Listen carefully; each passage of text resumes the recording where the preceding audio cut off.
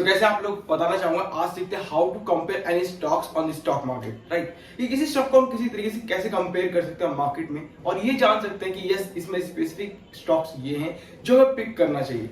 Basically है क्या, क्योंकि देखो यार मार्केट में ना बहुत सारे स्टॉक्स हैं। एक आपको आईटी सेक्टर में मिल जाएगा इन्वेस्ट करने के लिए, दूसरा मिलेगा एफएमसीजी में इन्वेस्ट कर सकते हो, तीसरा मिलेगा पावर सेक्टर में इन्वेस्ट कर सकते हो, चौथा एनर्जी सेक्टर में इन्वेस्ट कर सकते हो, पांचवा बैंकिंग सेक्टर में इन्वेस्ट कर सकते हो।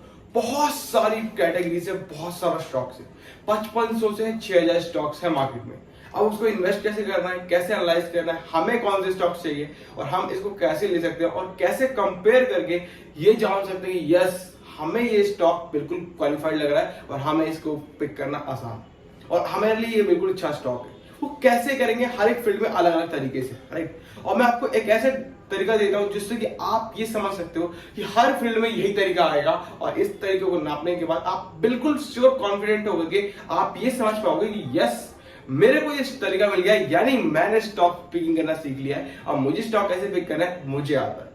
बेसिकली वो होगा कैसे और कैसे कर पाएंगे उसके बारे में बताऊंगा डिटेल्स बाय डिटेल्स, तो आपको पता चल पाएगा कि बेसिकली है क्या और आपको जानना क्या है, आपको कितना आता है और कितना आपको जानना है, जिससे कि आप किसी भी स्टॉक को पिक करके लॉन्ग टर्म पे लेके जाओ और एक अच्छा खासा कंपाउंडिंग का इंटरेस्ट कमा पाओ, प्लस एक अच्छा खासा स्टॉक बाय हो जिससे कि आपको कोई दिक्कत ना हो, कोई फेयरफुल ना हो, हमेशा आप ग्रीडी फील कर पाओ। वो कैसे होगा वो जानते हैं। देखो पहला हमारा हेडिंग है हाउ टू कंपेयर स्टॉक्स को कैसे कंपेयर करेंगे, कैसे क्या चीजें होंगी, उसी के बारे में जानना है। तो जो पॉइंट मैं आपको डिस्कस करूंगा सारे पॉइंट्स आपके लिए इंपॉर्टेंट है, आप चाहो तो कॉपी निकाल करके एक बार सारे पॉइंट्स को लिख सकते हो, राइट। एंड वीडियो के लास्ट तक बने रहिएगा जिससे कि आपको सारे के सारे पूरे 11 पॉइंट्स क्लियर हो पाए, जिससे कि आप ये समझ पाओगे यस मुझे स्टॉक में ये समझ में आ गया और अब मैं किसी स्टॉक को पिक करने में बिल्कुल भी टाइम नहीं लगाऊंगा और पिक करके अच्छी खासी एक पोर्टफोलियो रिक्वेस्ट में बना सकता हूं, पोर्टफोलियो क्रिएट कर सकता हूं, राइट। तो देखो पहला है प्रॉफिट एंड लॉस स्टेटमेंट। बहुत बार जिक्र किया है, कम से कम 2-3 वीडियो डाल चुका हूं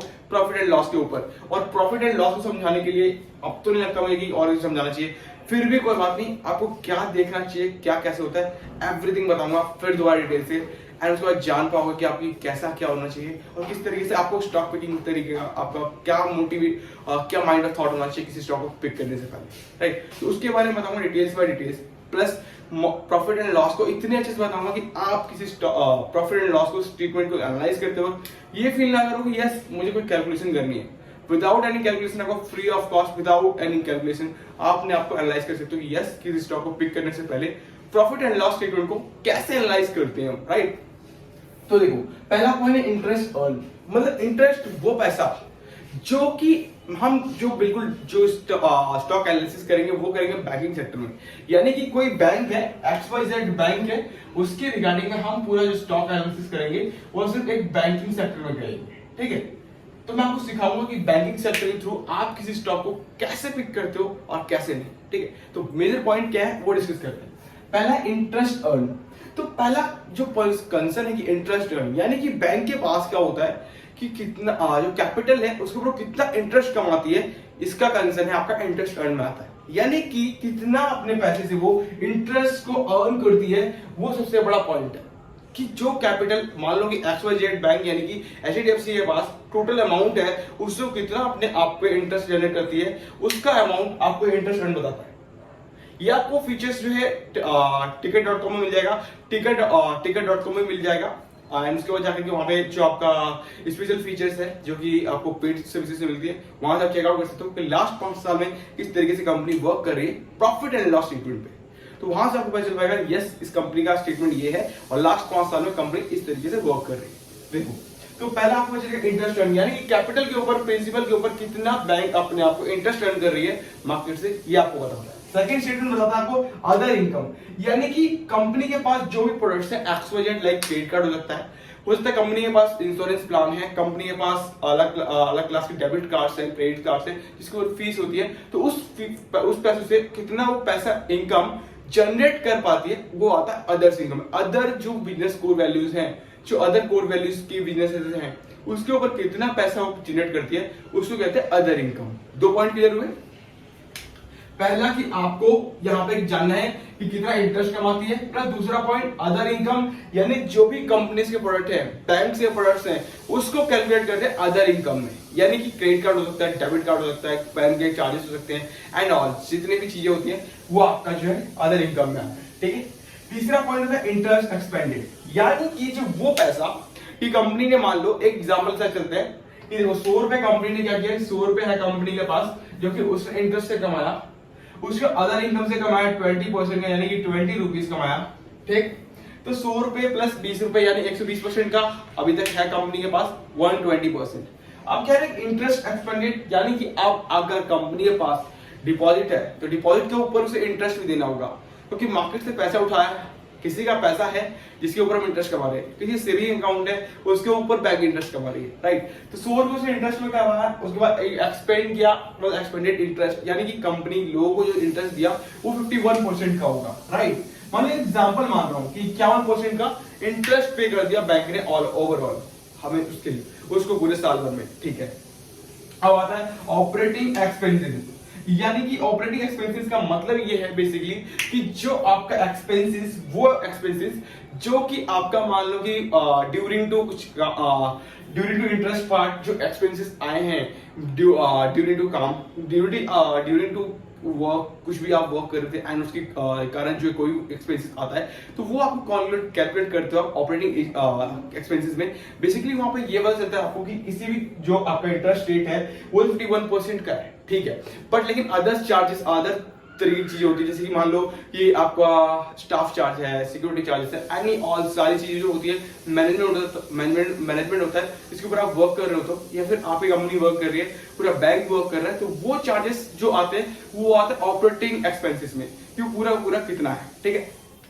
तो वो आपको मान लो कि आपका 10% हो सकता है, क्योंकि ओवरऑल काम नहीं होता है, हर किसी बैंक का सेम होता है ऑलमोस्ट, राइट। उसके बाद ये टोटल प्रोविजंस, यानी कि टोटल प्रोविजन का मतलब ये है बेसिकली कि वो अमाउंट जो कि आपको प्रोविजन पीरियड में देना पड़ रहा है, यानी कि जो पैसा मार्केट में आपने दिया हुआ है उस पैसे को आप कितना निकाल पा रहे हो, यानी कि 100 रुपए दिया है तो क्या आप 90 रुपए लेके आ पा रहे हो या फिर पूरे 100 रुपए लेकर आ रहे हो, वो टोटल प्रोविजन बताता है आपको कि लैंडिंग पावर कितनी है आपकी, कि आप पैसा दे रहे हो तो आपको वापस लाने के लिए कितनी वैल्यू है आपके पास, कि यस जो पैसा मैंने दिया है मार्केट में वो पैसा मेरे पास आ जाएगा, कितनी श्योरिटी है वो आपको दिखाना है total provision period, right. Total provision यानी कि इसमें आपको 40% हो सकता है किसी बैंक का 20% हो सकता है, ये डिपेंड करता है एक्चुअल क्या है, कि हर बैंक का अपने आप फ्लक्चुएट होता रहता है। इस HDFC का हो सकता है 10% हो तो एक्सिस बैंक का हो सकता है 20% हो, 20% है तो IDFC बैंक का नया बैंक है तो उसमें और भी ज्यादा हो सकता है। तो डिपेंड करता है फ्लक्चुएशन किस तरीके से वहां पर होती है, ये आपको प्रॉफिट एंड लॉस वाले स्टेटमेंट में देखने को मिलेगा, आप वहां से चेकआउट कर सकते हो। अब जानते हैं प्रॉफिट बिफोर टैक्स, यानी कि कंपनी के पास पैसा कमाने की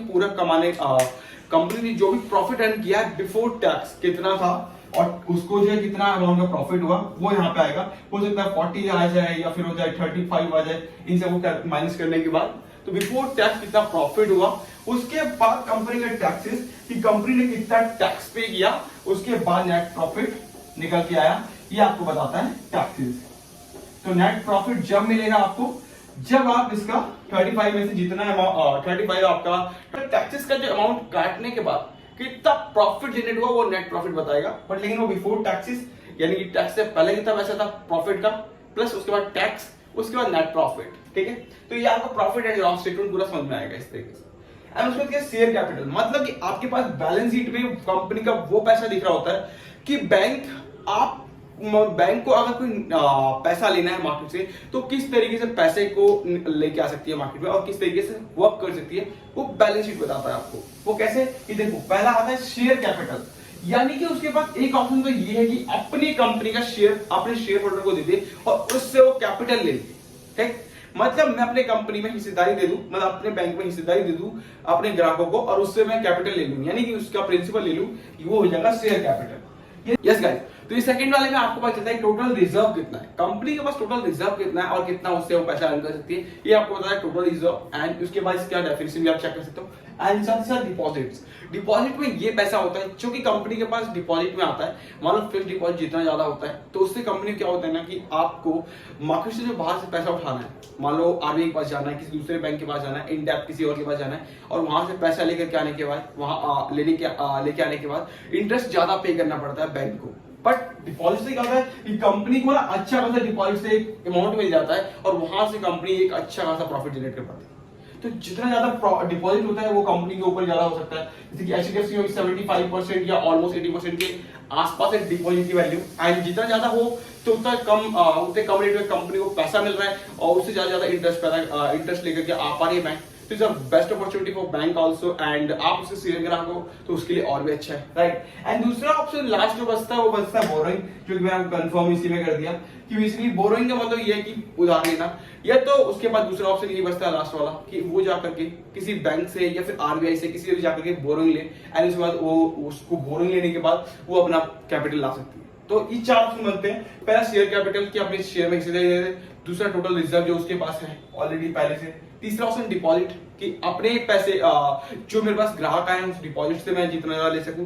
पर डिपॉजिट हर किसी कंपनी के पास नहीं होता। एचडीएफसी एक बहुत बड़ी कंपनी है इसलिए 80% डिपॉजिट है।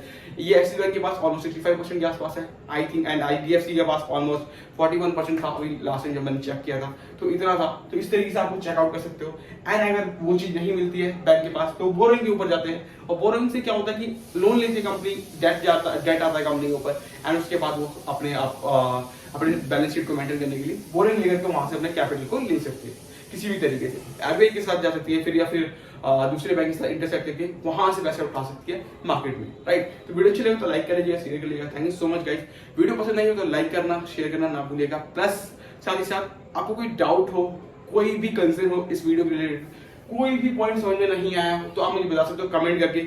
आई डेफिनेटली हेल्प यू कि आपको क्या समझ में नहीं आया, उसके ऊपर मैं हो सकता है पूरी वीडियो बना के ला दूं आपके लिए, जिससे कि आपको पूरे एक एक कंसेप्ट क्लियर हो पाए, जैसे कि आप समझ पाओ profit and loss plus balance sheet, जिससे कि आपको किसी भी स्टॉक को पिक करने में कोई दिक्कत ना हो और आप तुरंत ही मतलब कि एक बार में 1 मिनट के अंदर एक्शन ले पाओ कि किसी स्टॉक को पिक कैसे करना है और कैसे किसी का स्ट्रेटेजी डेवलप करनी है। किसी भी स्टॉक को पिक करने से पहले क्या स्ट्रेटेजी डेवलप करनी है, राइट। तो वीडियो अच्छी लगी हो तो लाइक करिए, शेयर करिए। Thank you so much guys, मिलते हैं नेक्स्ट वीडियो में। तो जय हिंद।